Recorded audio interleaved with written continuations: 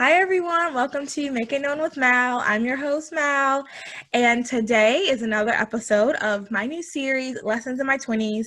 And this episode, we're going to be talking about money management. So without further ado, my friend CJ is going to just share some tools with us to work on money management. And then I asked people on Instagram questions, a few questions that they had, and we're going to go through those questions as well. And we'll just get into it. All right, CJ, first tell us who you are and like why I would ask you. What's up, guys? Like Mallory said, my name is CJ. My real name is Charles Nash, but everybody calls me CJ, so just call me CJ. Had no idea your name was Charles. That's crazy. Well, no idea. Everybody at Charlie Christian called me Siege or CJ, so they had Yeah. names and stuff, so I'm cool with it.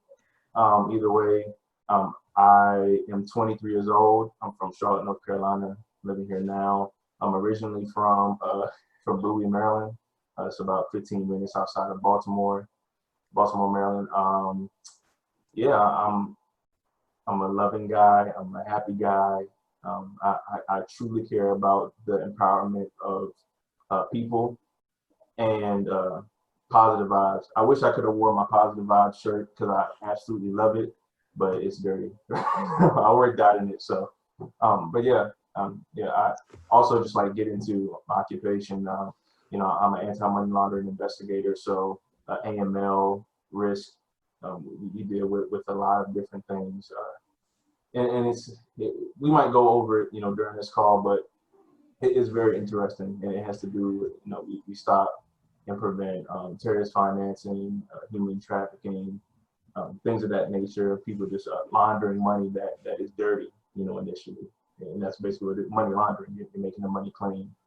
If anyone has ever watched Ozark on Netflix, it shows you exactly how it's done. It is on my list. I've never seen that. Yes, watch it. Please watch it. It will tell you exactly how it's done, the different ways and methods that people go about it, and how it can be effective, but of course it's illegal and it's bad, for the society as a whole. So that's what I do. Wow. Well, that's really cool. Yeah, that's an interesting job, and we might discuss that a little bit more. But yeah, okay, so let's just get started with the questions. So I'm just gonna go over the questions from Instagram first. Cool. And basically it was two topics. Like everybody kind of pretty much asked the same questions, and it was basically about investing and budgeting. Yes. So I guess let's talk about investing first.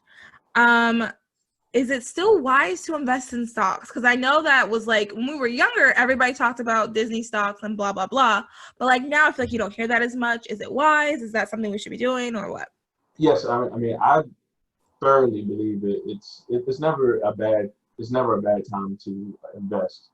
And people would even say, with this coronavirus thing coming around, that they should not invest. But I think you should invest even more now because you can buy stocks at a lower price than it did before, because of course the economy is affected, but the stock market is affected through what's happening in the economy. Of course, the economy is going down a little bit, so stock prices are going to go down. If you already have money invested, then you might have wanted to pull out if it was going to go below the price that you bought your stock at. But if you haven't invested before, this is a great time to get in, and that's what I've been helping people do on Instagram.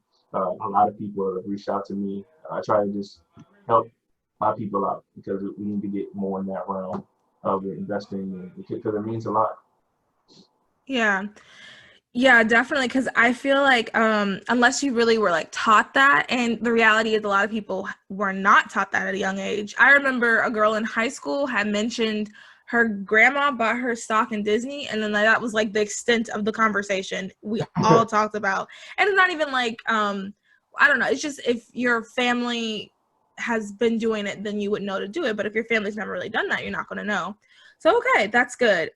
So what are some? Actually, no. The first question I'll ask in this. So there's people who do use apps. I had a friend tell me about an app. I don't know. I'm not going to say the name of the app because I don't know how that stuff works. But it's a specific app, and or like, do you do it on the computer? Like, which one is? Sorry about that. Which one is best? Like an app, online? How do you go about it? Well, most of the time, apps will have, they start as a website, right? So you Right. have like Okay. TD Ameritrade, which is TD Bank, but Ameritrade is, what you can trade stocks and ETFs through. Um, you do that online, but you can have an app that you can kind of monitor everything with as well, Oh, okay. So right? it's through the apps are generally through the website. Oh, okay. Right. Okay. Yeah, it's See, all I didn't know connected to that. the internet. There's another company called Robinhood, which has become very popular because I've the heard of that. design on the app and everything is more like new age and stuff.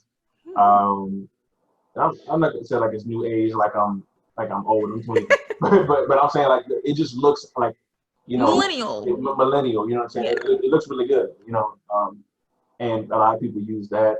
There's another one called Acorns.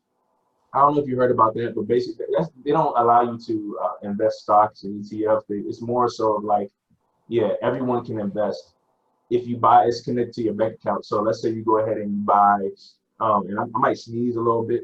That's okay. um, Hopefully, you don't no, no, have. no, no, I'm fine. No, I think I Ah, have allergies that okay. haven't been detected yet, but holding it together right now. But basically, let's say you buy something for $7.25. They round that price up to $8 and they take that extra 75 and they invest that 75 cents. So every time you make a purchase, they take basically the difference between what you purchase, whatever at, and the rounded up amount, and they take that and invest it. Uh, Oh. it's cool. I mean, it's a really nice idea, but it doesn't give you the leisure to go ahead and like buy stocks and kind of control that.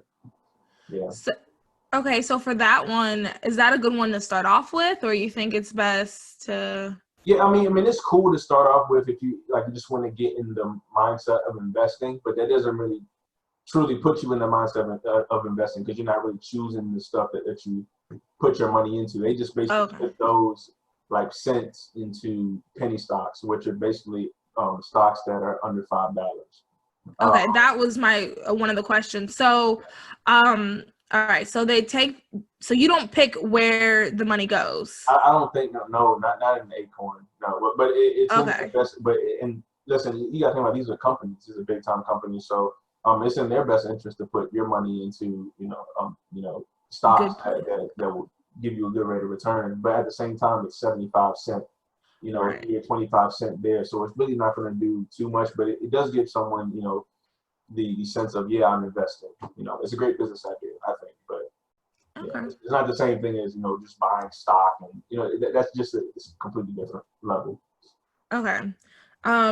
Well, yeah, that's interesting. I'll maybe leave those links to Acorn and Robinhood in the description because that's very interesting. I'm going to look into that. Yeah, So you mentioned penny investing or penny stocks. Can you stock. explain that one more time? Yeah, so basically that's just any stock. So every there are private companies and then there are public companies, which means they're publicly traded. That means that they're in the stock market. So I mean, usually companies like Disney, Comcast, Apple, Amazon, Starbucks. I mean, listen, the Is companies that Facebook one? Facebook, yes, Facebook Okay. is a huge one. All these companies that you know of Yeah. and you use every day, that you see every day, they're in the stock market. They're trading in the stock market. All of these different, they have different prices attached to them, right? So they're just the stock per share. So when I say per stock, it means per share. It's the same thing. Okay. So basically, let's say I want to buy. I'm just gonna like explain this real quick. Let's say let's say a share of Apple is $100. So if you pay $100 and you own one share of Apple, $200 would be two Two shares of shares. Apple, Okay. so on and Yeah. so Yeah. forth. Yeah. Yeah. Yeah. So what was I saying? We're talking about penny investing. Yeah. So the penny stocks is basically like a company that their price for their stock is low. It's $5 or below. That's really all that really means. The penny Okay. stock. Yeah. Okay. And all right. So what should we be looking for if we're interested in investing or like looking out for? Like what are like some scams that Oh, people have? scams. Yeah, yeah, yeah. What are some scams? I guess really people giving advice and they really don't know what they're talking about. They really or they're trying to sell you something or a product You know what I mean? Yeah. But as far as like you investing, there's really no like scam that I mean, as far as like you having your money and you investing it.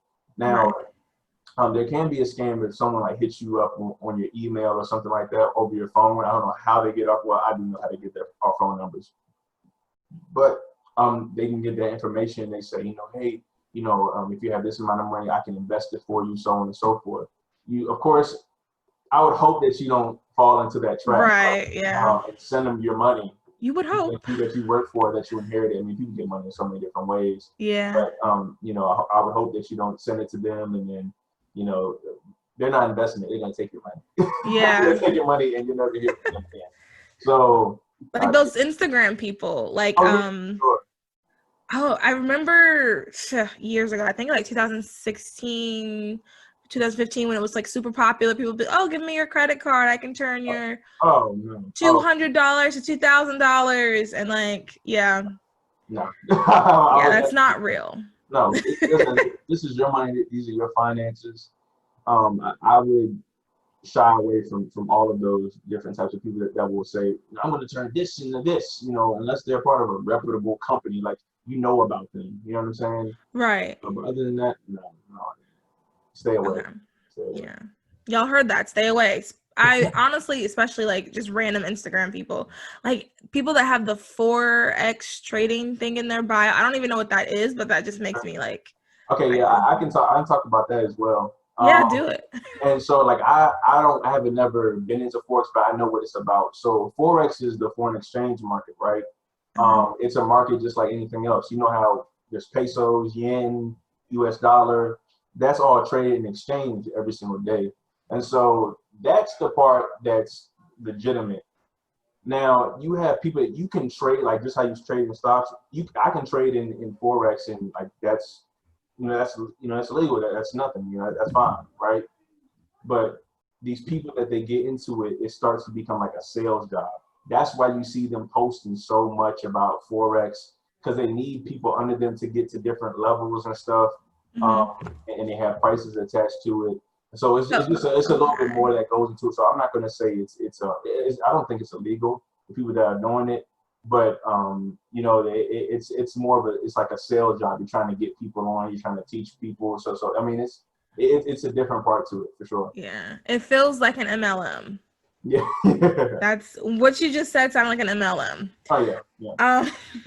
Okay, so when you're thinking about investing, how much is too little, and then how much is like too much? Like, if someone said I'll invest $2, is that okay? Or like $2,000, I guess. Like, what is sorry, let me back up. So this is kind of two questions. Yeah. How much is too much for just a regular person, like a regular millennial, just got out of college and is just they have no money and they're trying to figure out how to get a little bit more? Yeah. Okay, so that's good. I'm glad you separated it out. Yeah, sorry. Yeah, I mean, I've helped a lot of people that are in college or that just got out of college and in that same situation you just spoke of. And I always tell them to at least put 50 in, $50 or $100. Put it into the brokerage account, investment account, same thing. And then from that money you can buy one stock or something, one share of a company, and just allow yourself to look on the app every day and see that your money is growing. You have days that it falls a little bit, but like I tell people, when you get into the stock market, 9 times out of 10, your stock is going to go up. You know what I mean? So don't get caught up on the bad days. I always tell people to do that too. But like I said, $50 or $100, put that in, just let it ride the wave. And then on that note, when should you like pull out of something? Because I know you're not, when it gets low, I know you're not immediately supposed to pull out, but like, when is like too much? Okay, so I mean, the coronavirus thing, I mean, it's definitely a perfect example. So let's say you bought share of Apple at $100, right? Over time, that thing, it rose up. It got to like $107. You're making a good profit. You know what I'm saying? As time goes on, you see that this coronavirus thing is hit, and you're in a situation where when you're young, I would just let it do what it's gonna do, because like for me, I'm not trying to pull it out, and I'm not trying to pull anything out. I don't need the money. I'm just letting it. I'm just investing my money and letting it ride. Yeah. Okay. So let's say you know that you want to buy a house in July, and something started to happen in June where prices are going down. I would go ahead and pull out because you know that you're gonna buy a house in July. You know what I'm saying? Like Okay. you need Yeah. it for something. That's when I would pull out. Other than that, when you're young, let it do its thing. You know, you're gonna have you might have bad 2 weeks, a bad 2 weeks. I promise you will rise back up. And I really want people to understand that because I put in I mean I can go in it right now. Just give me some time. But basically I bought a share of Apple at my bad, at 177, right? Mm-hmm. And it went up to I think like 320 before this one time coronavirus thing happened. Yeah, Apple was great by the way, and they pay great dividends, and I can go into that too, but you can go there. Okay, so it went up to 320, right? Happy. Then the coronavirus thing happened. It went all the way down to I think like 215, something like that. So I got close to my 177, but now it's at 318 again. Wow. I'm telling you, it moves. It moves up and down, but most of the time it moves up. Another one, this one. So for Apple, the stock price never went below my purchase price. Okay, so your purchase price is where you buy it at. Then the stock price, of course, you want the price to go up, right? So you can make a profit in between, right? So for Starbucks, let's do Nike. So Nike, I bought that at $86 per share, right? It went all the way up to 96 at some point. It went all the way down during the coronavirus to like $70 per share. So it went below what I bought it for. I just stayed in. I invested some more. Why? Because now I'm gonna get a discount on my purchase, right? Now it's back up to $93.75. Okay. So like I said, just give it time, ride the wave. Like it's not like it's gonna be okay, you know. I mean that's what I would say, especially if you're young. You know, you got time. Okay, so that's good. Because that's good to know. Because I feel like a lot of times you freak out if it goes low or like, but that's good. Just know that it goes up and down. Yeah. And for us young people listening, like, just keep going. Just see what happens. Yeah. All right. Okay, I think that's all I'm going to ask about investing. Next, we'll go to budgeting. Okay. So this was the most asked questions, like, regarding budgeting. Yeah. Because honestly, it's like really hard. And I guess that's the first question. How do you create a budget that's realistic and stick with it? Okay. So you make what's realistic for yourself, right? Right. It's important that you apply major discipline during if you're budgeting. That means that you're trying to have all your ducks in order so you can pay off your expenses, so you can have money that you can live on, so on and so forth. Have stuff that you invest in. What I would do is get a piece of paper and a pen or get on Excel and put in the things that you got to pay for, like light, rent, whatever it is, right. Whatever your monthly payment is. Parking, when I worked in Uptown Charlotte, I had to pay things like $190 for parking every single month. So yeah, I'm glad I don't have to do that anymore. but so basically, you would just put everything that you have, and I mean, there's an amount that you do have to pay for rent. There's an amount that you do it, like all these are fixed amounts, right? And then from there, listen, you might have to have some delayed gratification. You might not be able to do the things that you want to do. You know what I mean? You might not be able to go to places that you want to go. And I think in our age, in our society, we have social media, and we see, all we can do, we go on Instagram and we can see, oh yeah, this person's at the beach, this person going on a cruise, like I want to be there. But you gotta understand, like it looks good, it looks fun, but they don't have these things cost money. Right. Unless they're getting paid a lot of money, they're not. Listen, they're gonna go home broke. Right. Like you have to understand that. You know what I'm saying? I think just putting things into perspective, making sure that you keep yourself grounded, and you know that you're jotting everything down to make sure that 5 years from now you are set. Yeah, and I think to encompass everything you just said, discipline is big too.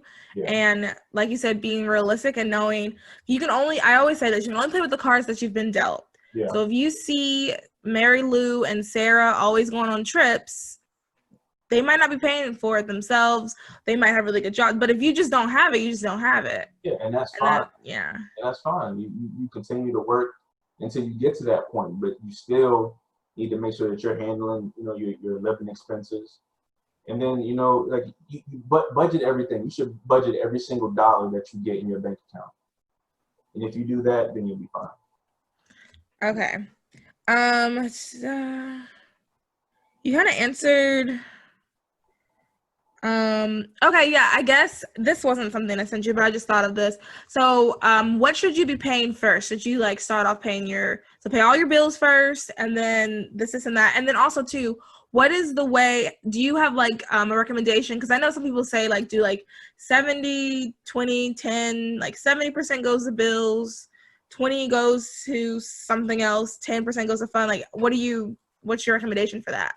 Well, it depends on what your bills are and what your income is. That's what it's like expenses and income. So let's say that you make a $2,000 a month, but you're living in an apartment that's $1,500 a month.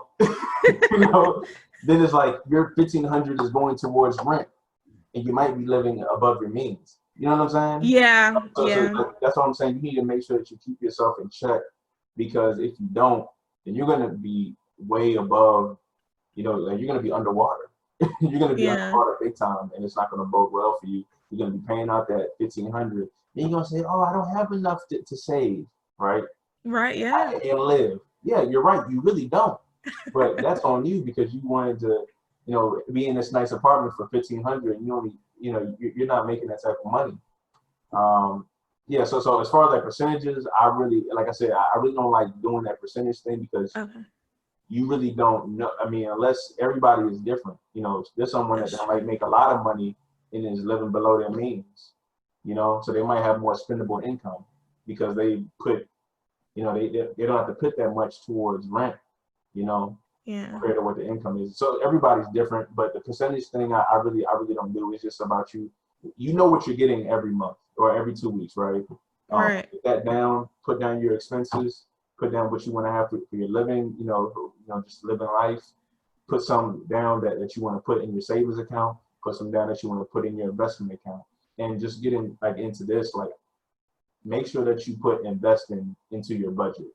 Investing needs to be a part of your budget, of your budgeting, method, because that's where wealth is built, not through your savings. Your savings account is great because you have it.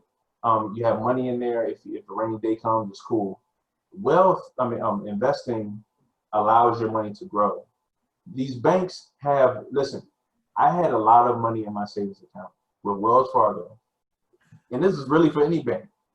I put my money in there every single month. You know how much interest I would get, like an interest payment I would get on it? How much? 34 cents. That's how much I got added to my savings account every month from the bank. In my investment account, in the past 5 days, $500 has been added to my investments.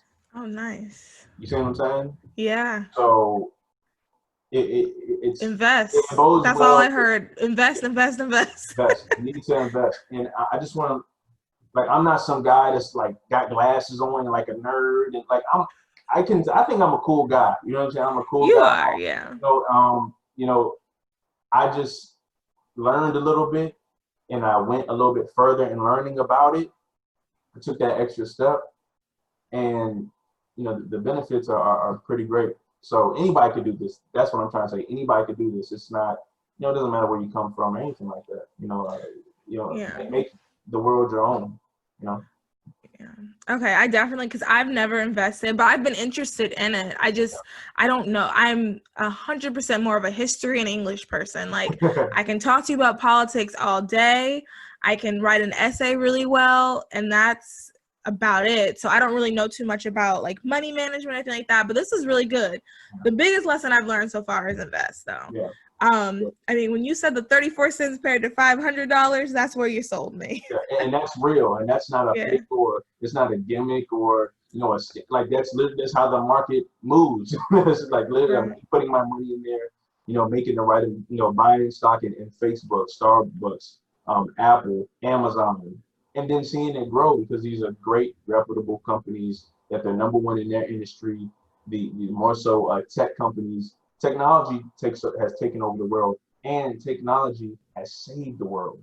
Mm-hmm. Imagine if we didn't have the internet. Imagine if we didn't have technology right now in this time. We would be dead in the water. Yeah. As a society, as an economy, we would be way worse. I think it's like 42, 44 million people that lost jobs. I mean, it would be even worse.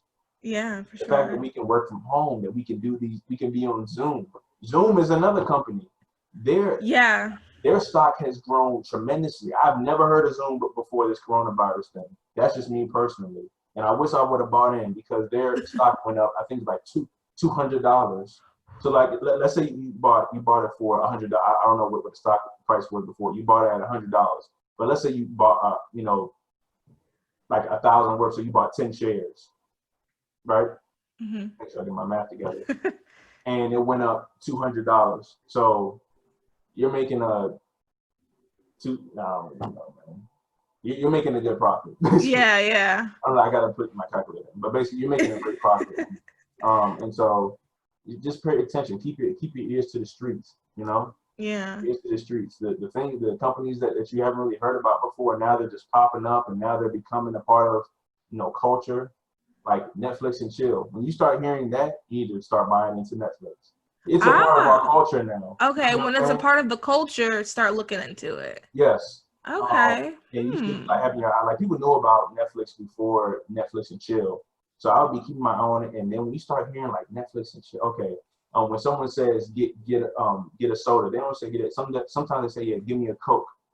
Yeah. They don't even mean give me a Coca-Cola. Right. Coca-Cola is a Okay. huge company that they own all of these different beverage companies. They acquired them. They bought them Yeah. out.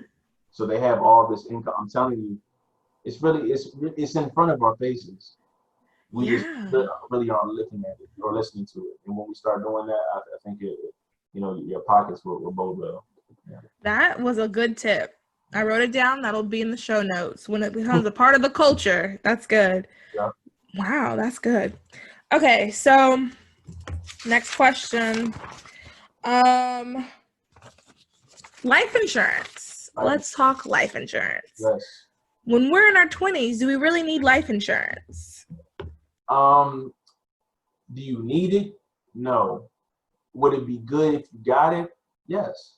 Like I Okay. said, it's never a bad time to invest. And that's another investment vehicle. You have stocks, you have real estate, you have so many, and life insurance is one of those things as well. Okay. Huh. So basically you're making, I just, I got my policy off from my father, but basically, you pay an annual fee. I think mine was like 300 or like 400 or something like that. But you pay a premium every month. I mean every year, annual premium, and then the life insurance policy is in like the market too a little bit. It's a brokerage account as well, so it's going up over time along with the money that you put in, right? So of course, if you start earlier, by the time you're in your 50s, you're good. Also, life insurance is good for if hard times ever come down on you. You'll have money in there, and you can say it's your money. So you can say, listen, I want to take this money out, and you call them, they will send you the money that you need it for. Things happen. People might need it now. Yeah, I was about to say, this is an emergency. I heard people talking about like emergency funds, Yeah. and someone was like, well, this is the emergency. You can type into your emergency fund now. Right. And that's one of the things that a life insurance policy allows you to do, but also, mainly what a life insurance is obviously for the people that your beneficiaries that you have done. So if anything does happen to you, then the people that are under you that are beneficiaries, they'll have that money, which is always great. It's great. It's a legacy. It's wealth. And that's wealth. Yeah. That's wealth. That's passing down money from generation to generation. That's another way to do it. And I like how you're saying the wealth part, because there is a difference between having a lot of money, oh yeah, that's nice, and then actually having like wealth and having something to pass down to your family. Or if something happened to you, something for your family. Because in so many different people, you see people have to pay for funerals on GoFundMe, and like it shouldn't be that way. Right. But I think people just don't know. Like you do these things. Yeah. That's the main thing, is just like being, and I'm not saying, I know this has negative connotations, but like just being ignorant, and ignorant is not knowing. Right. And like people just don't know, because they're not, listen, I've talked to Black people, and I've talked to white people, and minorities as well, Hispanics and everything like that. I've talked to white people about investing. They said, yeah, man, I've been doing this ever since our freshman year of college. Well, I know where that comes from, because they were taught it at home, like referred to earlier. I wasn't taught about that in high school. I wasn't taught about that in college. It took me to get out of college to like be in the finance field, to kind of be like, okay, I see people are doing this. We're talking about Black wealth. How do we make it happen? You know what I'm saying? Yeah. How does that even work? I look into it. I do internet research. Now my eyes are open to it.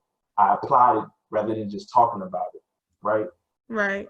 But it's wealth. Wealth is important, and I think more minorities need to get tapped into it, and we can. That's the thing. Yeah. It's available for everybody. Yeah, and I think stuff like this is really good and important, because the more you talk about it, the more you learn. And people, like, if your parents aren't teaching you, you got to hear it somewhere. You got to hear it somewhere. For sure. So another question about life insurance. Are there like tips and stuff? Because one of my friends, kind of sort of was like involved with a scam thing. I didn't really get all the details, but she was like, it turned out to be this crazy, almost a pyramid scheme type thing. Are there things we should be looking out for when it comes to life insurance, or just make sure you're going to someone reputable? I guess. Yeah. Make sure you go to a company that's reputable. When you're dealing with it, listen, this is your money. This is the money that you're making. Right. Be a steward of your money, of your finances, and put it in the hands of, if you're going to put it in the hands of somebody, make sure you put it in the hands of people that are companies that are established, not even people, companies that are established, companies that are reputable, companies that have a reputation of, giving you a good rate of return on your investment. Yeah. Okay. So, and then, sorry, go ahead. You know what I'm saying? So like Northwestern Mutual, that's what I have mine with. But it's plenty of other companies. Listen, Google. That's another. Listen, Google is another company you can invest in. Yeah. Because they say search it on Google, it's part of the culture. Yeah. Wow. Yeah. So like when we start thinking, like I said, just start thinking, like, we want people to start thinking about money differently, and this is how we do it, having these conversations like this. Yeah, for sure. Let me see. You're doing really good answering like more than one question while you're talking. That's really good. I hope it's good. Yeah, no. This has been really good. And I'm also like taking notes, well, for the show, and also low key for myself as well. Sure. Okay, so next let's talk about tips for entrepreneurship. Okay. What is the, trying to think of how to word this. This is also kind of for me. I don't know if you know, like these earrings I make, and nice. Thank you. All handmade. Everyone shop thepinkrose.com. Okay. But yeah, so, and I'm really working on, not saying that it's not LLC, but I'm working on it. I'll put it that way. Nobody, don't tell me to the government. So what are some, like, what should I be looking for on those type of things? And entrepreneurs everywhere, like, you're starting off your business, you want to do really good at money management, because my other problem I'm having is I'm making money and then I have to invest it back in the business. And I kind of did want a little bit on the side, but it seems like every time I make some, I'm like, okay, well, I have to, for example, like I have little cards that I give everyone in their package. Well, I'm almost out of those. So I have to reinvest the money that I've gotten this week from some purchases. I have to reinvest that back, and I'm not necessarily making money to like have, if I'm being honest, to have fun. Like I'm not really, and that's part of the reason why you do have a business, to have money on the side as well. So what are your thoughts on that? Yeah, so unfortunately, a business is something that you take care of, Okay. and that you steward. Um, you might not have money at first to do what you want to do. Okay. All right. That's fine. Okay? That's okay. The business is an entity in itself, and so you're doing the right thing by reinvesting into your business. Um, that's important because you need to. That's how your money grows. I think the bad thing, because people like, everyone wants to have this business, right? Yeah, I want to be a business owner, which is great. That's awesome. Little people know about money. Yeah. They don't know about the operating costs. They don't know about shipping cost. Like they don't know anything about it. It's like, yeah, I just want to make my money and Yeah. live Yeah. in Mexico. Like, you know what I'm saying? And that's cool, but you're not really understanding what you need to go through. Some trial and error. You know what I mean? You need to go through some like times of discipline. You know what I mean? Like, nothing wrong with that. So just to you, since you brought it up, keep on reinvesting, because that's going to allow you to have the best product, the best packaging. Like, that means a lot. You're taking care of your customer, because your customer is the thing that's going to get you to the promised land. So just keep on building that up. It might take years upon years, but you'll know when it'll be time to pay you, because when you have your own business, you need it. Like, you set aside money. Like, you decide on the money that you set aside for yourself, right? Right. That will come. Continue to reinvest and continue to have a reserve fund. So in case anything happens with the business and any mishaps, so many things happen. But any type of mishap, I've been around the business. My dad has a track business, and he's had it for 25 years, 26 years, something like that. So I've been around business. I know about business. Just make sure that you know about money, and it seems like you do, but you're just kind of battling with, I want to enjoy it. You're not going to be able to enjoy it right now. You need to be tied into your business, paying you back in your business, and you'll be fine. I promise. Okay.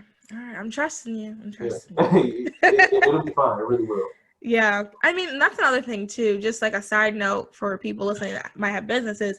I love it. I'm never going to stop, but it's a hard work. And then like managing, like takes discipline, and because shipping is ridiculous. I don't know if anyone's tried to ship anything lately. And I know it's because of the coronavirus and everything, but it is ridiculous how much shipping is.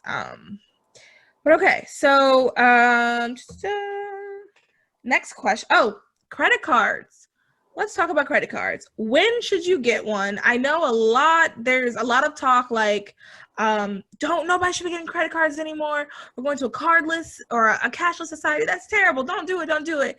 And then there's the other side that like, you got to build your credit. How are you going to get an apartment? How are you going to get a house? This and that. So when should you get a credit card? What are some tips? Stuff like that. Okay.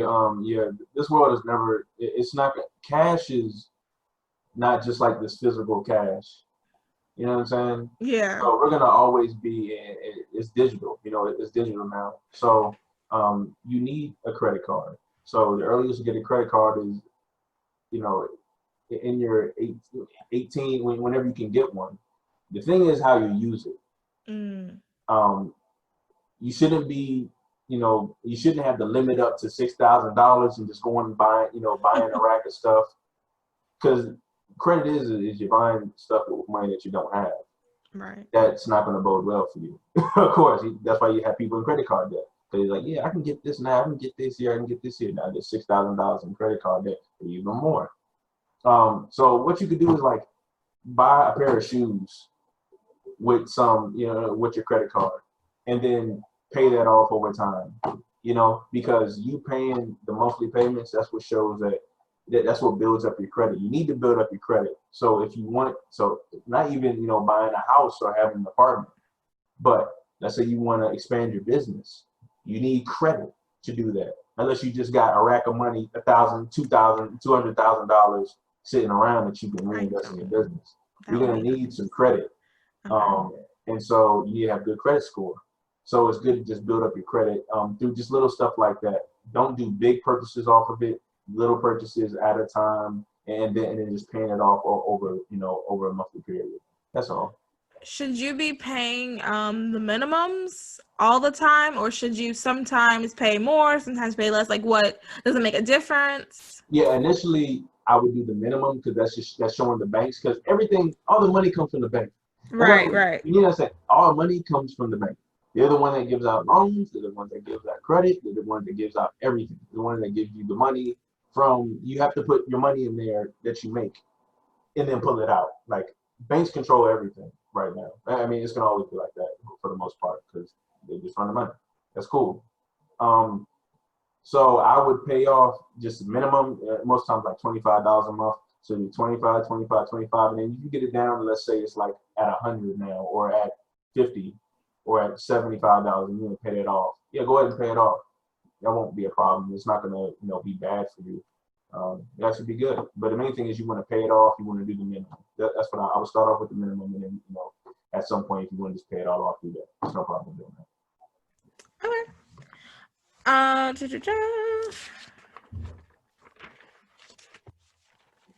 See. Oh, real estate. So, can you explain? You kind of sort of mentioned it earlier. You were talking about different ways to invest, and one of them you said is real estate. Can you explain what does that even really mean? Investing in real estate. When should you start? Yeah. All the stuff.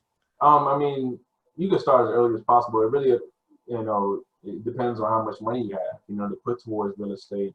But investing in real estate is really just taking money.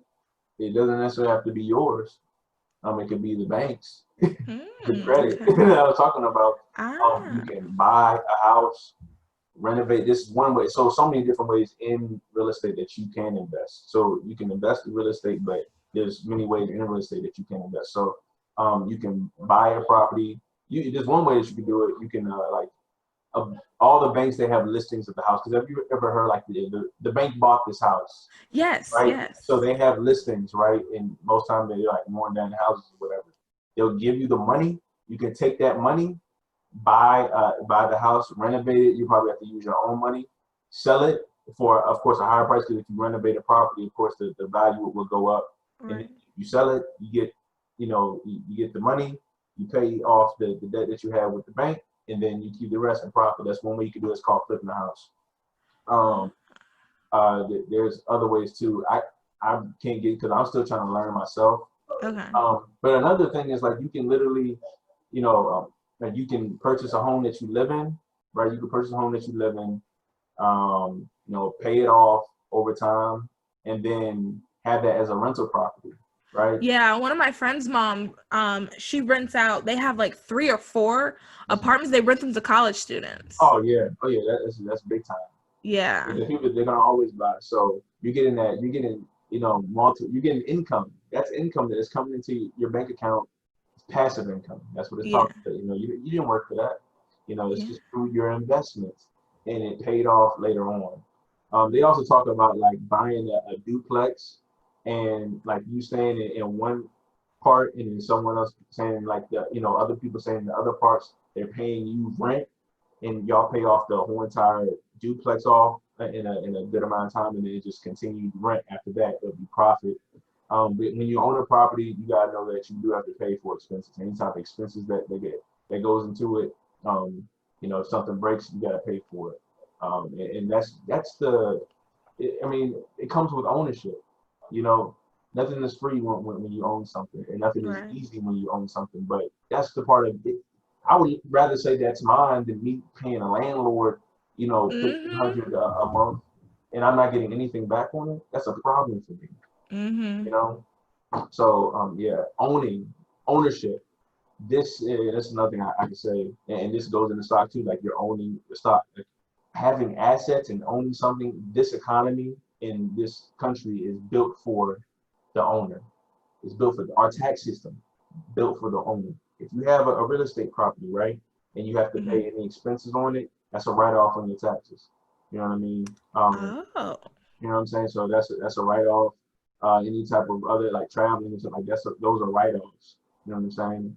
I know that from my uncle, because my uncle owns a whole bunch of properties in different states, and he retired, I think, when he was like 40 something, and he just has real estate properties. He has investment stocks and stuff like that.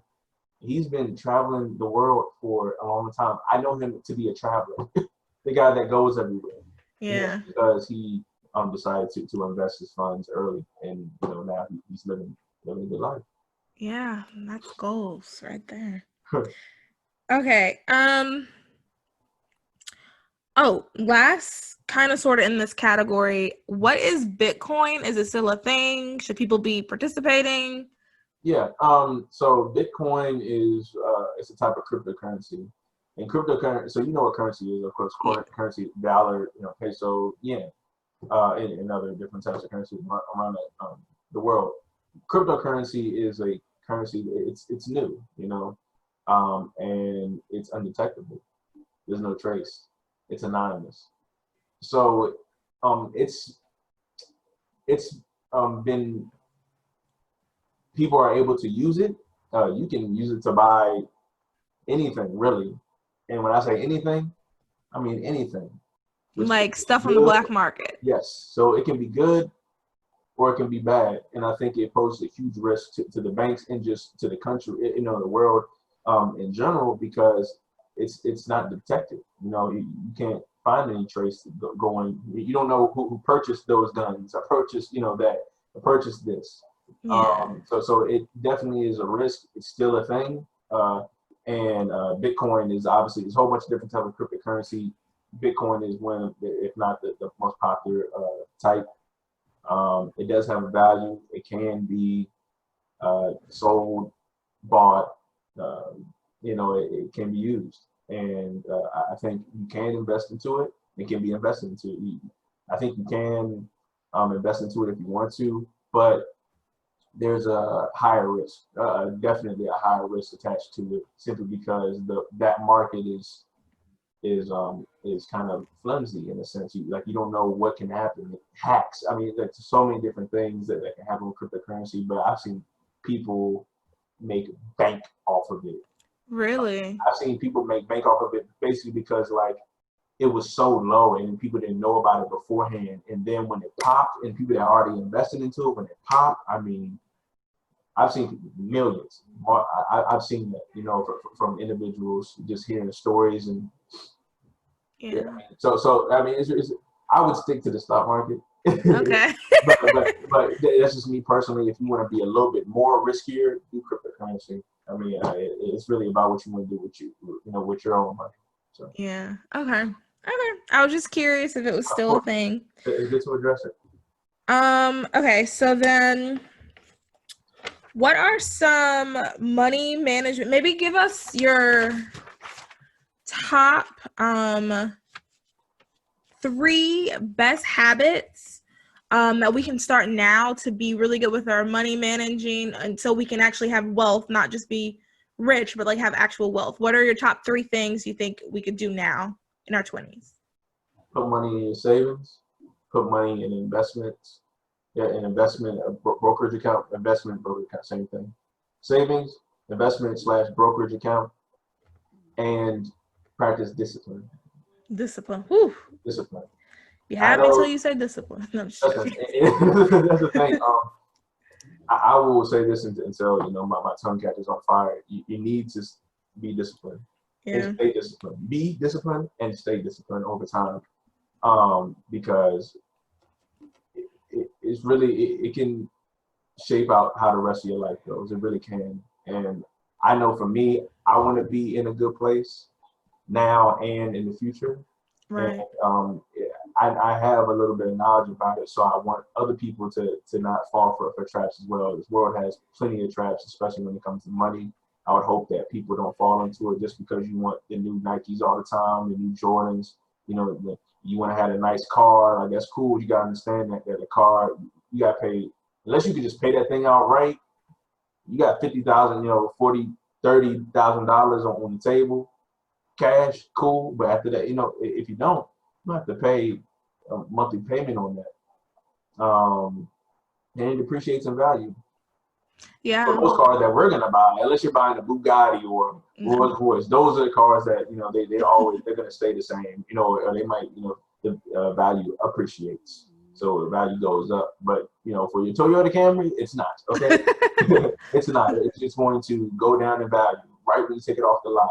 Right. So, like I said, just going back to the 3 points, make sure that you put money in your savings, continue to put money in your investment accounts, and practice discipline, heavy discipline. It'll be okay in the long run. Okay. Thank you. Those are good.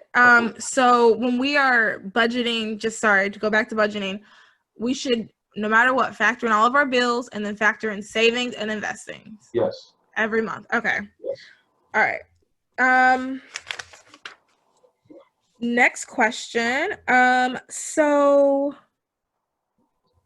tell us, if you can, a little bit about what you do, and then if someone's listening and is like, oh, that's really cool, how did you get to that place? Like where did you major in college and stuff like that? Okay, so like I said before, I'm an anti-money laundering investigator. It's long. So it would just break it down to AML investigator. I love telling the story. My dad, like I said, he's an accountant. He has his own business. So I've never seen my dad go to work. So that's a blessing. And so I was like, yeah, I definitely want to do this. You know what I'm saying? Go and major in accounting, and then go to a Big 4 accounting firm, all this type of stuff. I came in my freshman year. I took the class they said you wasn't supposed to take in accounting as a freshman in your first semester, and I did pretty well. I made a B in the course. But I just knew I didn't want to do that. I was like, man, this is not it. So during the second semester, we had this thing called the Schmooze Fest, and I played football in college. So Guilford, and I went to Guilford College, so that's another thing. Went to Guilford College, class of 2018, yes. So there was a event called the Schmooze Fest. Don't know why it was called that, but it was, and it was in the library, and it was for the football players. And so it was really supposed to be. It was supposed to be, all the heads of every department of the school was supposed to be there. Major of accounting, major of biotech or whatever. They're supposed to all be there, and you sit down and talk to them. Of course, a lot of the football players, they just wanted to eat the pizza that was there and just horse around, which is cool. But I wanted to learn a little bit more, so I went down and talked to the head of the accounting department, and we were just talking. And she was like, we offer forensic accounting as a major. And I said, I don't even know what that is. And so she was like, yeah, look it up. I think you'll like it. And I was like, okay. So I looked it up. I never forget it. The first article that I saw was an individual that he was a forensic accountant. What is wrong with me? A forensic accountant, and he worked for the FBI, and he was in one of the cartels, the big time cartels. But he was like a mole basically. So he was in there. He was undercover. So he was in there, and he was doing the accounting for one of these cartels. That's kind of exciting. Yeah, he made it out to tell his story. I mean, that's crazy. That's crazy. Cartel doesn't play. Oh yeah, not at all. And so I really just became like enamored with that profession. I did a couple of more research and things, and I was like, man, this is what I want to do. So I went ahead and I changed my major. Everybody said they changed their major 3 times. I changed it 1 time. I changed it, and just ran from it. When I started taking the classes that we had in Guilford College is one of the only schools that provides forensic accounting as a major. Yeah, I've never even heard of that. Probably like 100 schools, if not less, college institutions that has that as a major. So I was very blessed to just come up on it by just having a conversation and being very in tune and in touch with my education. Yeah. And so I started doing that. Came out, worked for U.S. Bank, and was doing something that, it was okay. We was looking into different things, like looking into customers as they came, to the bank, and more so businesses and individuals that were considered pests, which is potentially, politically exposed people. So we looked into their finances, really, surface level, and it really wasn't where I was trying to get at. I wanted a different opportunity, and I wanted to challenge myself. And so, got an opportunity from just connections I'm going to PNC Bank, and I'm there now. And like I said, I kind of explained beforehand, but it's a lot that goes into it. We're looking deep into transactions and just trying to put the pieces together. And that's what forensic accounting is. Putting the pieces together with the numbers. And I truly enjoy it. I That's really really do. cool. Wow, that is so cool. And just a side note, I actually bank with PNC, and someone hacked my account. And I Wow. called the guy, and I called PNC to change my thing. And I was like, I want this man prosecuted to the furthest extent of the law. If I will testify, I have barely any money, and someone attacked me. Like Wow. but they're working on it, I guess. But yeah, that's really cool though. Like, I mean, and the way you found it too is pretty awesome. Yeah, it's true. Like I said, I just came up on it just through a conversation. So I'm really happy Yeah. that happened. Yeah, I mean, and I'm gonna talk about this in another episode, but like networking is so important. How you get the majority, yes, do well in school. I'm not saying not to do that, but the good chunk of your jobs are just, oh yeah, so and so knows so and so. Oh, I know so and so. Well, let me tell so and so. Networking, honestly, and I don't, because college is important. I don't want to say it's not, but like network. Even if you're a little bit awkward, like I have one or two friends, no shade to them, they probably know who I'm talking about. And they're a teensy bit awkward, but they are amazing at networking, and they are so successful. Yeah. They're the type of people that can just walk into a room and just talk to everybody, and then by the end, I mean, they have traded business cards and made friends, and they've had so many really cool opportunities that you just don't get if you don't have a conversation with someone. So yeah, y'all network. Yeah, it means a lot. Just like to expound on that, I mean, like people that are coming in or coming out of college, you got to understand that you have a degree just like everybody else that just graduated. I don't know how many college graduates are graduate a year in every year, but it's a large number, and y'all are the only people that are applying for the jobs that you all are applying for. Right. So you need to make sure that you have a little bit more oomph to you than just a degree. Yeah.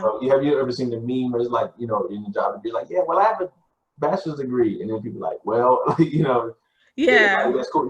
A degree means a lot, but you need to have a little bit more because everybody has a degree that's trying to get the job that you're getting. You see what I'm saying? Yeah. So like you said, personality means a lot, and networking is truly, truly, truly important.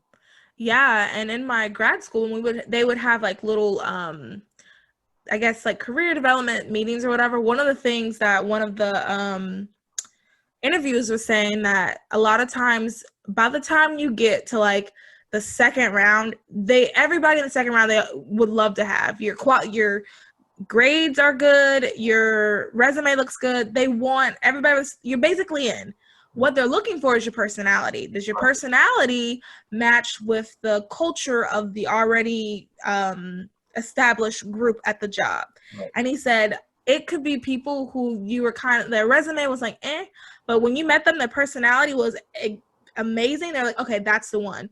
Right. Also, another thing he said is when you go into offices, how do you treat the secretary? Are you like, oh, hi, good morning? Or are you like, oh, hey? And, like just how you're interacting with people. Are you holding the door if you're stuff like that? Like that all is what helps cause you to actually get a position.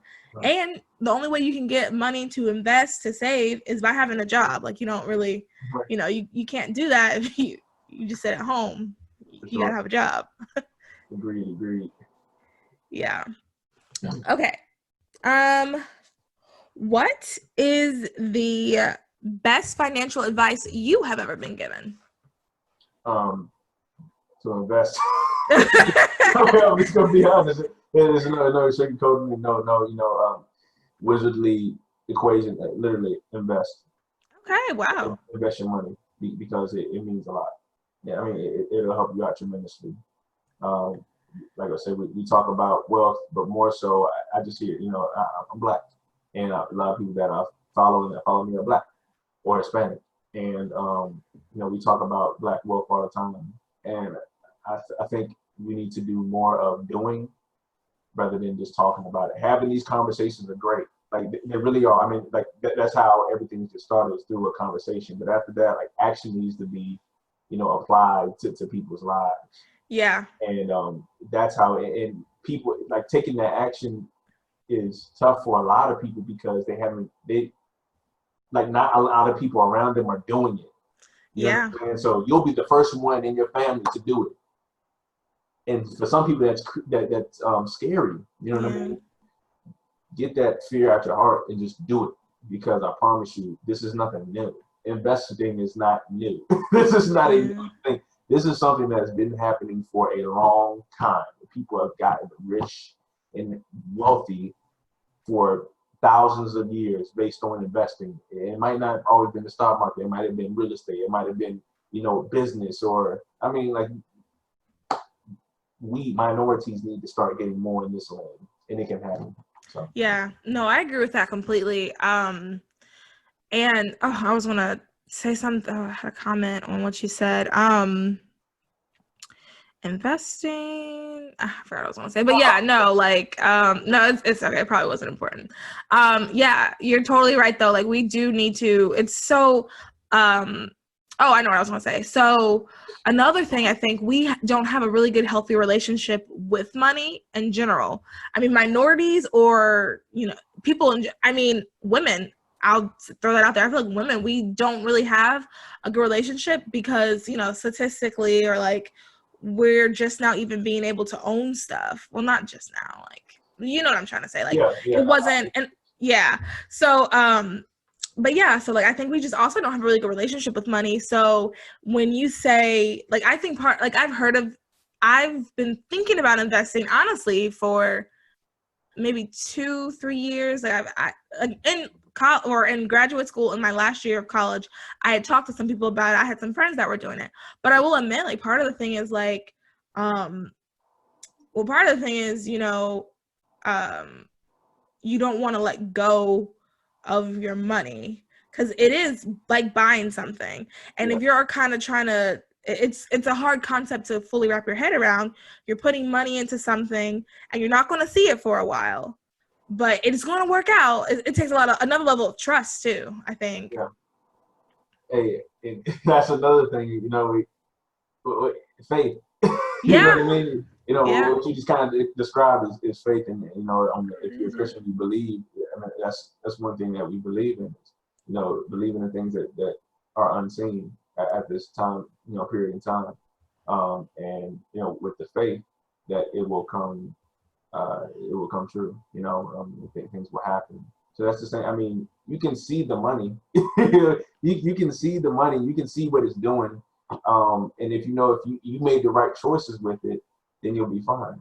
And you have the option to pull out if you really ain't for it. Yeah. But don't get into your 40s when you have more responsibilities and be like, dang, man, I should have done this. Yeah, I like that. Yeah. Like don't get to that point and be like, man, I want to do this, but I got this, and this. Pay for school, but the thing is, braces. exactly. Like, yeah. Exactly. Or just like responsibilities, like family. Yeah. Saying? Like owner, like you might have a home or something, like stuff that requires a lot of money. Do it now so you can be in a better position when you get there. That's what that's what I'm trying to make people my age and younger understand, even older. You know what I'm saying? It's important. Yeah. Wow. Yeah. That is, and yeah, and also too, back to the social media thing. I feel like it's also hard because you're watching. A lot of people our age really don't like people. I think we, like you said, we do have these conversations a lot, but I just feel like people just don't do it. People are doing other things, and you don't want to miss out, so you don't do X, Y, and Z. But no, you're right. Like, now, it's better to do stuff now. Like you said, don't have any responsibilities. I don't really have to pay anything right now. I mean, I do, but not a house bill. I don't have any kids. I don't have to pay for childcare or so it's now is the time. Yeah. Wow. Yeah. Okay. Well, that's good. This might be the last one before the big one. Yeah, this is the last one for the big one. What are some books, podcasts, or YouTubers you recommend for people to, if they want to like learn more information about any of the topics we've discussed, or podcasts, books, anything like that? Okay, so I can do a book and a podcast, and the book is very famous, but Rich Dad Poor Dad. I knew you were gonna say that. I Yeah, need to. It's my brother has it in his room right now. I mean, it's a pretty amazing book. I've like read excerpts of it, not the whole thing though, like little sections of it. But I know I've watched.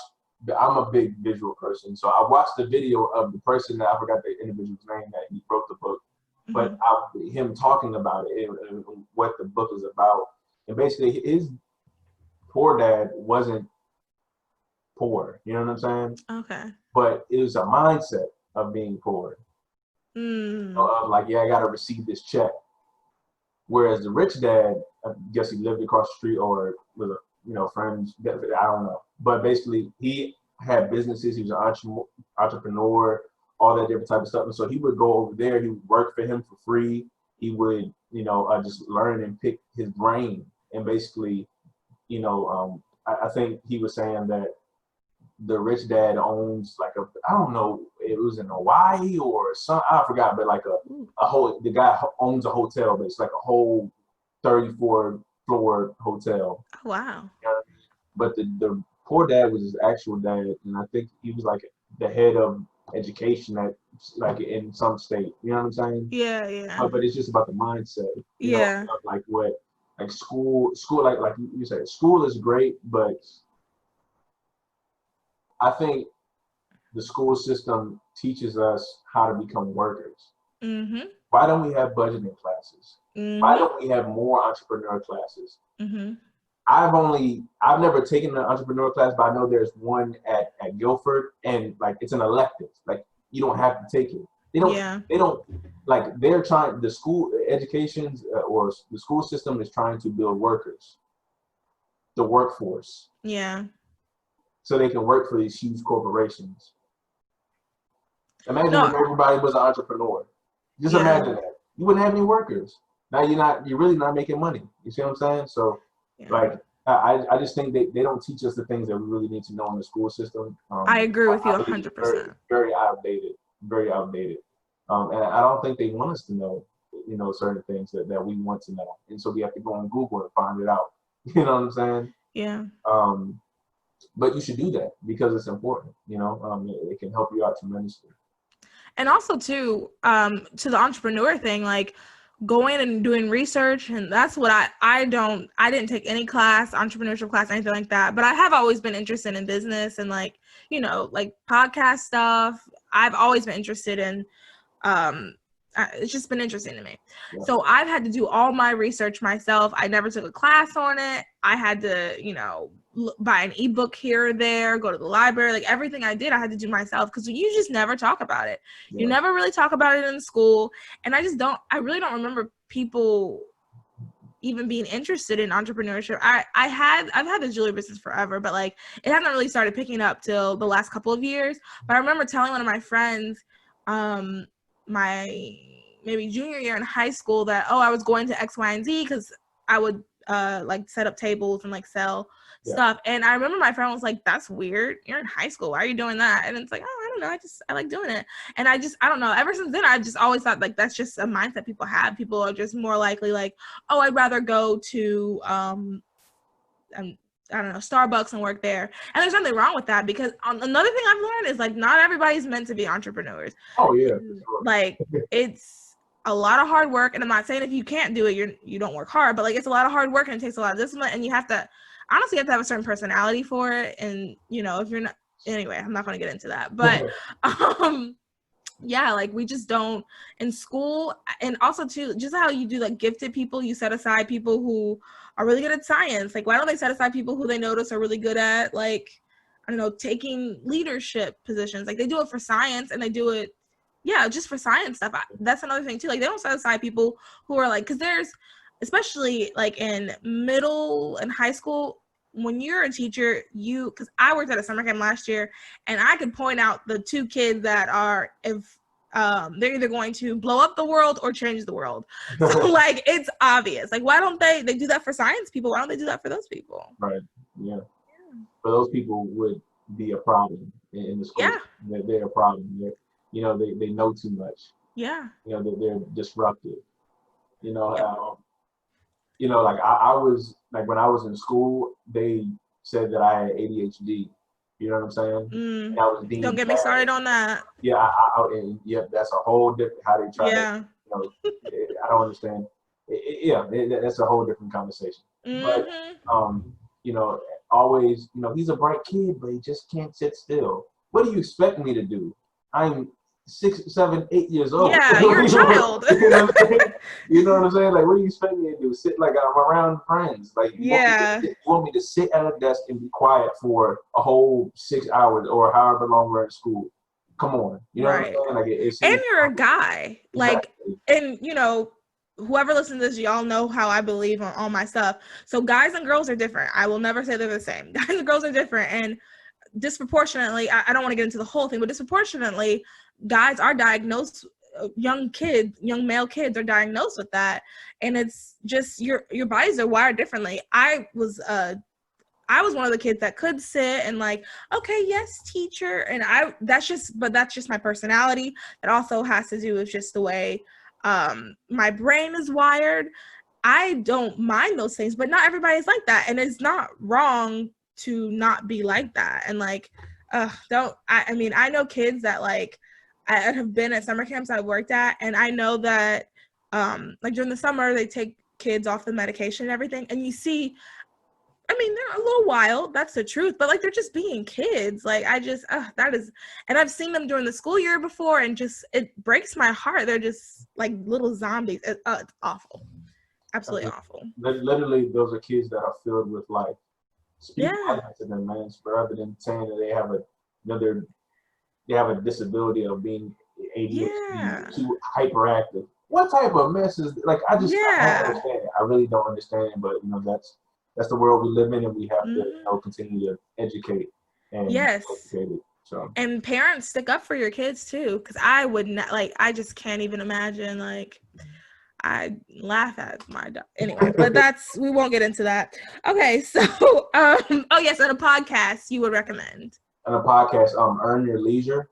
Earn Your Leisure. Earn Your Leisure. I think I know they have a page on Instagram, and so they talk about everything investing, everything. You just really think that it has to do with business or investing. I mean, they talk everything, like every single thing that has to do with that. Every episode is different, and very knowledgeable. 2 individuals that's on there, and they always have guests as well. I've learned a lot from just listening to them, and I think you all will too, because it's definitely they give out some great information. Okay, that's good. That is really good. If anyone wants to get in contact with you, how can they do that?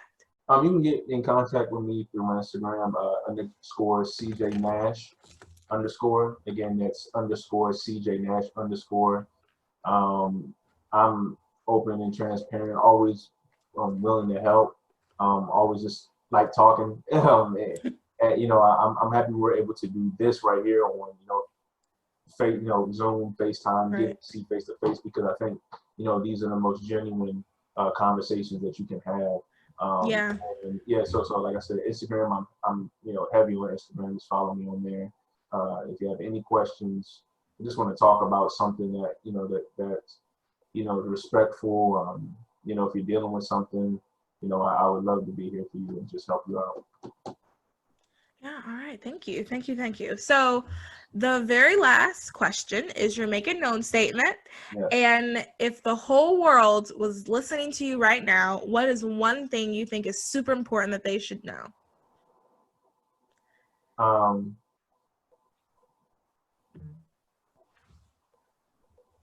Control your life. Ooh, I like that. Control your life. Okay. That's good. Control your life. Control your own life. Because, especially now, I mean, we have a tendency to let a lot of things get us off of our path. Mm-hmm. And, that's so bad, because when we're growing up as a kid, we have these dreams and aspirations. And we let society get us away from that based off of expectations, based off of, what you should do, what you shouldn't do, what's pretty, what's not pretty, what's cool and what's not cool, what's the status quo and what's not. Make life yours, and truly invest in yourself first before you start investing in other people, putting your time in other people. And that might cause you to be selfish sometimes, but it's okay to be selfish at times. It really is. That means you care about yourself and you love yourself. So the main thing is, like I said, make life yours.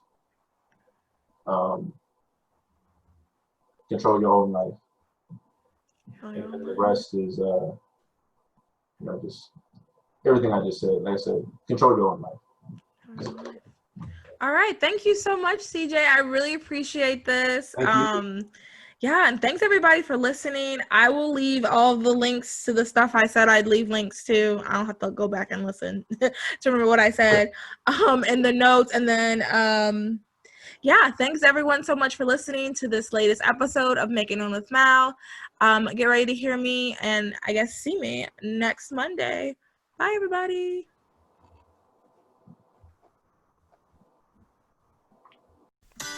Thank you for listening to Make It Known with Mal. I hope you enjoyed and learned something new. Make It Known with Mal is available on Apple Podcasts, Spotify, YouTube, Google Podcasts, Anchor, Breaker, Overcast, Pocket Cast, Radio Public, and iHeartRadio. So if this was a beneficial episode for you, wherever you're listening, make sure you subscribe, rate, review, and share with your friends. If you take a picture listening, make sure you tag Make It Known with Mal on Instagram, and I'll repost it. I'm currently accepting applications for sponsors. Also, if you're receiving value from this podcast, please consider becoming a Patreon for as low as $3 a month. Find out more on my website, www.makeitknownwithmal.com. You can also find merch and a list of all the freebies that are available. Thanks again for listening and have a good rest of your day. Also, ask yourself, if the whole world was listening, what would you say? Don't forget to make it known.